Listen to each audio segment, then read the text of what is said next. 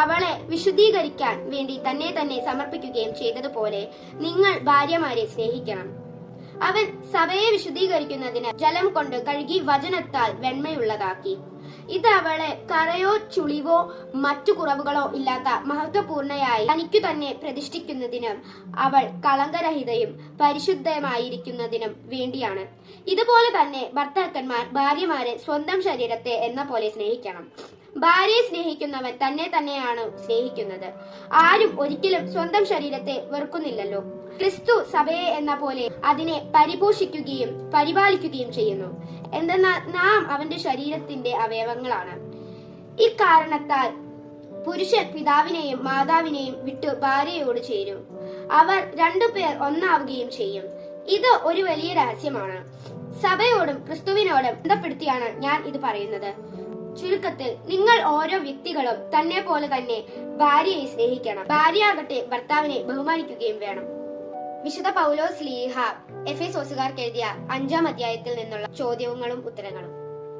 1-ാം ചോദ്യം: ആരെ പോലെ ദൈവത്തെ അനുകരിക്കാനാണ് പൗലോസ് എഫെസോസുകാരെ ഉപദേശിക്കുന്നത്? ഉത്തരം: വത്സല മക്കളെ പോലെ.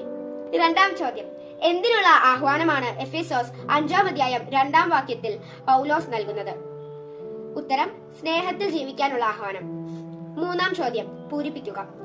ഡാഷ് നിങ്ങളെ സ്നേഹിച്ചതുപോലെ നിങ്ങളും സ്നേഹത്തിൽ ജീവിക്കുവിൻ. ഉത്തരം: ക്രിസ്തു. 4-ാം ചോദ്യം: സ്നേഹത്തിൽ ജീവിക്കുവാൻ ആഹ്വാനം ചെയ്യുന്ന പൗലോസ് അതിന് മാതൃകയാക്കുന്നത് ആരെയാണ്? ഉത്തരം: ക്രിസ്തുവിനെ. ക്രിസ്തു നമുക്ക് വേണ്ടി തന്നെ ദൈവത്തിന് സമർപ്പിച്ചത് എന്തായിട്ടാണ്? ഉത്തരം: സുരഭില കാഴ്ചയും ബലിയുമായി. 6-ാം ചോദ്യം: എഫെസോസ് 5-ാം അധ്യായം 3-ാം വാക്യത്തിൽ നാം വർജിക്കേണ്ടതായി പറയുന്ന തിന്മകൾ ഏതെല്ലാമാണ്? ഉത്തരം: വ്യഭിചാരം, അശുദ്ധി, അത്യാഗ്രഹം.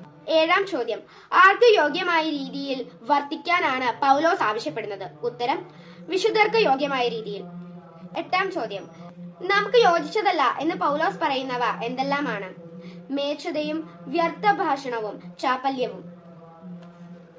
9-ാം ചോദ്യം: നമുക്ക് ഉചിതമായിട്ടുള്ളത് എന്താണ്?